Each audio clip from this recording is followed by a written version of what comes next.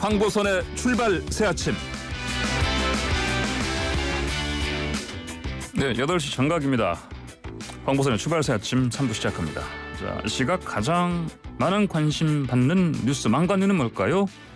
이현웅 아나운서 함께 알아보겠습니다. 안녕하십니까? 네, 안녕하십니까. 이현웅입니다. 예, 첫 번째 망관유는 뭡니까? 네, 첫 번째 망관유 재난지원금 하위 80% 지급 유력입니다. 유력. 예. 유력이면 확정이 아니네요? 아직? 그렇습니다. 예. 근데 어제 좀 해프닝이 있었어요. 아, 오후에 그래요? 일부 언론사로부터 예. 재난지원금 대상이 소득 하위 80%로 확정되었다라는 보도가 나온 건데요. 예. 이후에 확정된 것이 아니라는 기재부의 입장도 연달아 나왔습니다. 그래요. 뭐 기재부의 입장이 지금까지 굉장히 완강하다 보니까 이런 보도가 나왔다는 평가 나오고 있습니다. 그래요? 보통 이런 이제 확정 보도는 보통 기재부 발로 이제 뭐 그렇죠. 이렇게 서류 나와서 일부러 흘려서 나오기도 하고 또 정치권 통해서 나오기도 하는데 기재부가 그냥 확실하게 얘기했네요.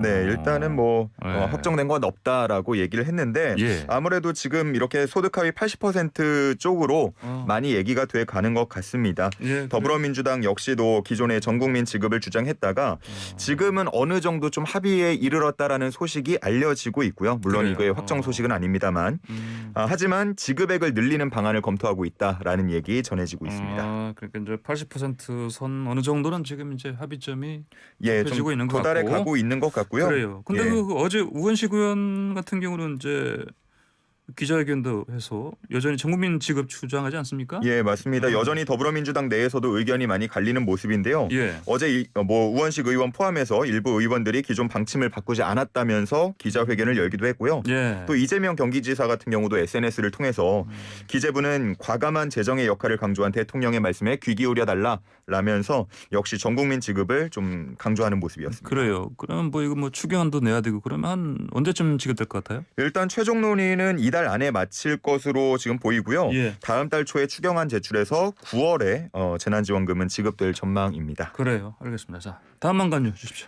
네, 두 번째 망관유 국민의힘 대변인 오디션 흥행입니다. 이거 지금 2차까지 진행된 거 아닌가요? 네, 1차와 2차 진행이 됐습니다. 1차가 네네. 이제 영상을 통한 자기소개와 논평이었는데 네네. 여기에 564명, 564명이 지원을 했습니다. 예. 최종 4명이 선발이 되니까 지원 뭐 경쟁률만 따지면 141일 정도가 되고요. 그래요. 이 숫자만 보면 이게 뭐 흥행을 했다고 할 수 있는 정도인가 싶긴 한데 네. 제가 흥행했다고 말씀드리는 이유는 이 지원자의 다양성 때문입니다. 연령대 다양성, 뭐 직업의 다양성, 뭐 다 있습니다. 그래요? 다 나이만 있어요? 보더라도요. 최연소가 2003년생 고3 학생이었고요. 고3 학생이 공부 안 하고 왜 여기?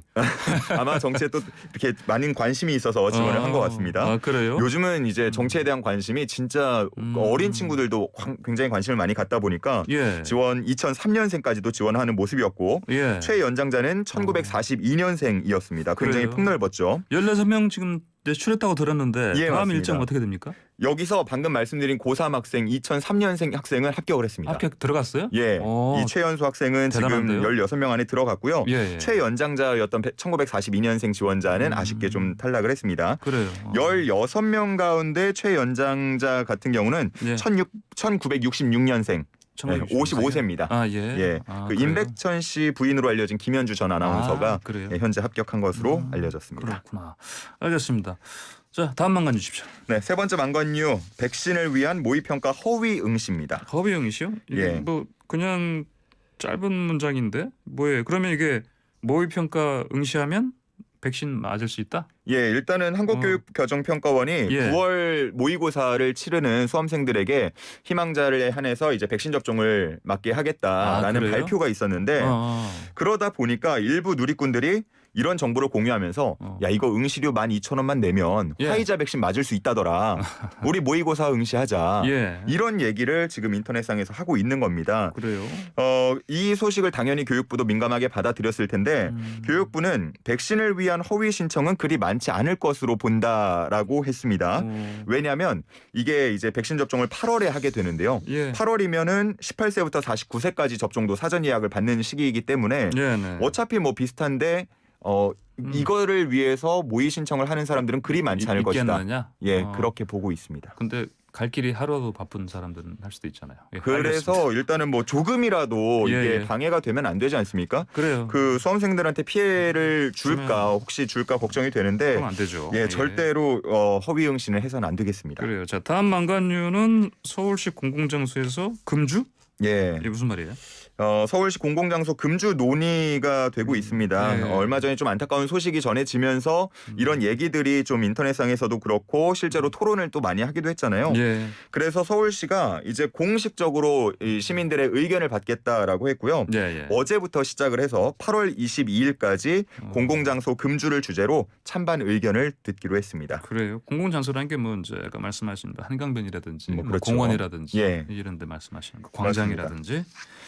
그렇군요. 알겠습니다. 자, 그러면은 이게 또 뭐 해외 같은 경우도 이게 수백만 들고 있어도 이렇게 뭐 바로 뭐 적발하고 그런 데 있다. 맞습니다. 실제로 해외여행 가보신 우리 청취자분들도 그런 예, 경험이 예. 있으실 텐데 가이드가 굉장히 이제 주의를 줍니다. 그래요. 이 도시에서는 술병 같은 거 밖에 들고 있기만 해도 꼭 예, 마시지 예. 않더라도 벌금 낼 수 있고 경찰이 지적할 수 있으니까 예. 절대로 하지 마세요라고 강조하는 도시들이 있거든요. 예, 예. 그러니까 만약에 이번 토론을 통해서 공공장소 금주가 통과가 된다 그러면 그렇게 방침이 정해진다 그러면 예. 서울시도 그렇게 될 수 있다는 거죠. 그래요. 근데 이제 아무래도 일반 시민들도 의견이 좀 갈리지 않겠습니까? 맞습니다. 뭐 반대 의견, 찬성 의견 나오고 있는데 우선 예, 예. 반대 의견 같은 경우는 법이나 규제로 그렇게 개인의 행동을 지나치게 제한해서는 안 된다. 예. 시민이 누려야 할 자유를 그런 식으로 규제할 수는 없다.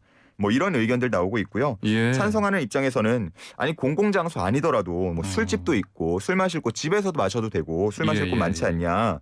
모두가 즐길 수 있는 공간에서 특히나 어린 아이들이 함께하는 그런 공간에서 술을 마시면 좀 오염되는 그런 느낌이 든다. 예. 뭐 이런 의견들 다양하게 나오고 있습니다. 네, 알겠습니다. 자, 뭐 방금 전에 이제 그 망관유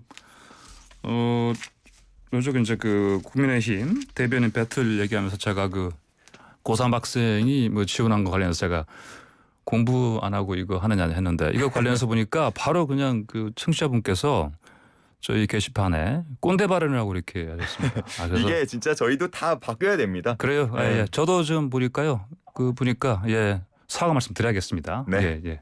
알겠습니다. 자, 지금까지 이현웅 아나운서였습니다.